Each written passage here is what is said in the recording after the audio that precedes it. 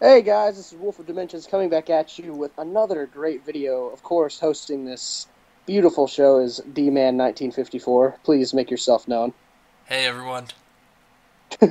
So today, we're going to be doing something interesting in this new collab. We're going to be Godzilla 2014 versus series that we're going to be doing because we know that Godzilla is of course a legendary series, not a Japanese series, and we know that he's going to be fighting for sure, King Kong and Ghidorah, maybe Mothra and Rodan. But what about the other monsters that have not been introduced, like for Source Kaiser Ghidorah or Gamera or stuff like that? And today we Or wanted to Gabra. or yeah. Okay, no one wants to see Gabra. No. So besides that little bit right there about Gabra, this is going to right now, we're going to do our first G14 versus video. Will be Godzilla 2014 versus. Go ahead and tell us, D-Man. Burning Godzilla. Woo!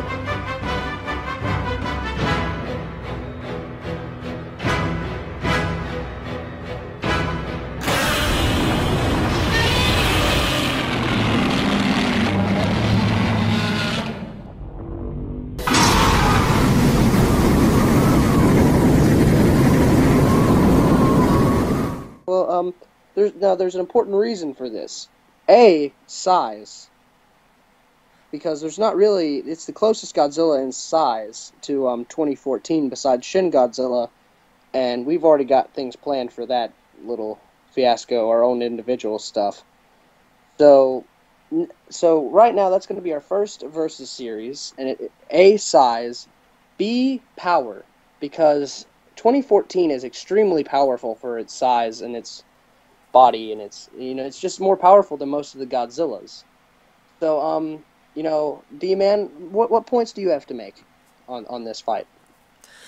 So right away, I just want to say that Burning Godzilla has two major things that Godzilla doesn't.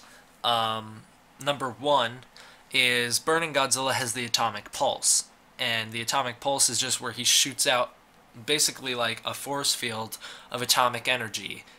Number two is the atomic breath, and he has the red spiral atomic breath, which is the supercharged, making it more powerful. Godzilla 2014 does not have either of those two things, so I think he would be at a disadvantage there. And yeah, I totally agree with you. The hyper spiral ray and the nuclear pulse definitely play a factor. But what you got to factor in for G14 is that besides the fact that his breath is, yes, of course, weaker, it's more of a plasma base. And also, he's a more close combat fighter, whereas the Heisei Godzilla is a distance fighter. That's the major difference between the two. G14 really roots close to Showa Godzilla when it comes to fighting. He's more up close, more personal fighting style, and that's where if G14 can get in close without getting blasted too much, I believe he should do quite fine in this fight. Now, what do you think? Who do you think would be on top so far? So I think starting off that they'd have to be let's just pin them in the scenario from Godzilla vs. Destroyer where the two see each other from across an airport or the airfield. So they see each other from one end to the other. So I think G14 is at the disadvantage, like we talked about. He doesn't have the atomic breath, or the powerful atomic breath, and I don't think his would have as much range as Burning Godzilla. So I think right away Burning Godzilla would start blasting him and basically gain the upper hand right away. Yeah, which makes complete sense. But the thing about G14 is that he's been known to take a lot of damage and still get back up, Yep. which is very important in this fight because Burning Godzilla is not really that he comes back, but the more damage he takes, it doesn't help because his body's already melting down. Yeah. So G14 is at a health disadvantage when it starts out. Or G14's at a health advantage. Oh yeah, I mean yeah, G14's at a health advantage and G95 is at a health disadvantage because the burning of his body is slowly already taking his health away. So that means that he is closer to dying than G14 is. Yeah, so then I think because here's another key aspect of G14 is that he feeds off radiation. or at least he grows stronger due to it. We know that because of Dr. Serizawa's speech about him being with the lower depths in the nuclear submarine. So I think although the force of the red spiral would definitely damage G14, I think at the same time he would be growing stronger due to all the radiation being sent his way. So I think that would be his shot to get right up close and personal with Burning Godzilla. Which also means that if Burning Godzilla melted down before the fight was over, I don't think there'd really be a major explosion or damage because he'd just absorb it and become more powerful. Yeah. So I think at this point G14 gets right up close and personal with Burning Godzilla. Now punches are being thrown. We know from the Heisei series that Godzilla from Heisei series isn't he will throw down when they're up close and personal, but we know it's not all that powerful.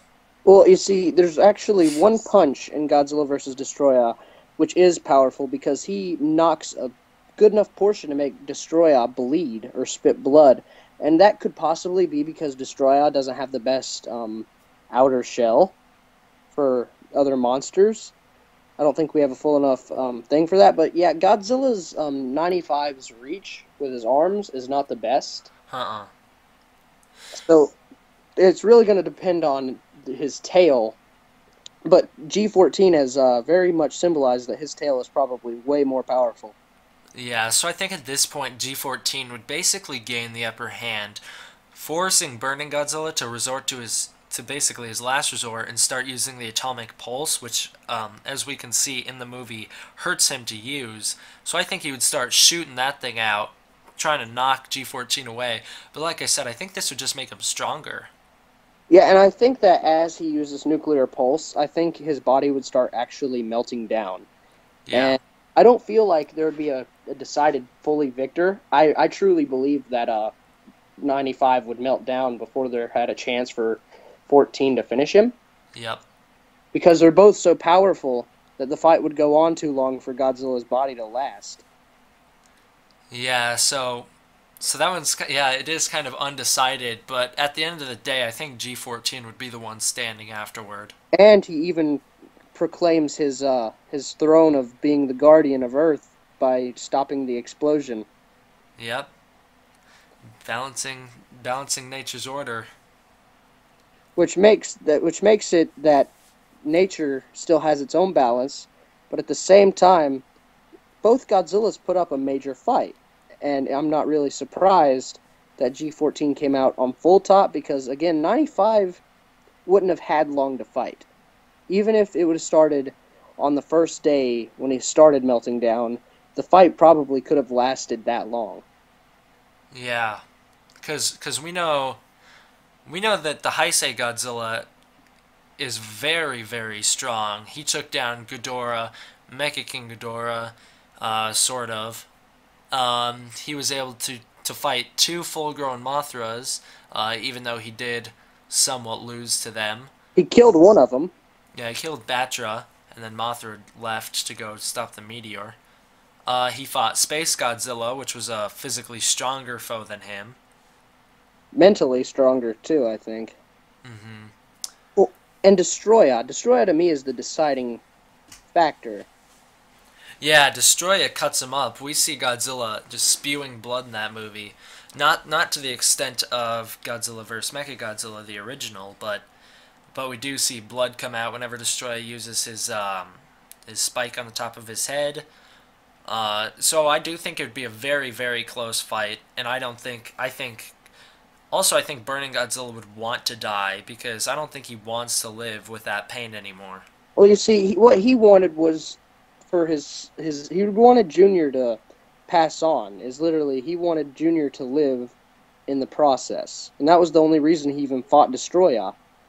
So he gave his energy to Junior, which means that if Junior was in the same situation, the fight would continue on as the 94 Godzilla basically versus G14, and if that fight happened, G14 would definitely come on top.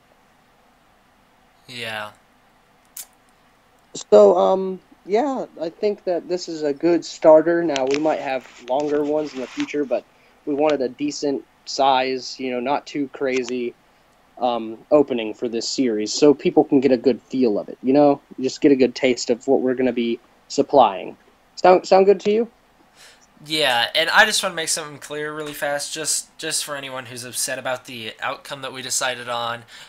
Burning Godzilla is probably my favorite Godzilla to date. So don't think that I'm just picking 2014 because I'm a 2014 fanboy. Yeah, I'm the same way. I grew up loving the 90s Godzilla, and Burning Godzilla was the Godzilla that really got me into this.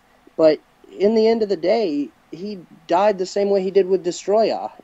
He wouldn't have really lived in the outcome, but at least he put up a good fight during it. And also, it's important to add that Godzilla didn't even kill Destroya in the movie. The military had to finish him off because Godzilla was dying at that point and Yeah, couldn't finish the fight.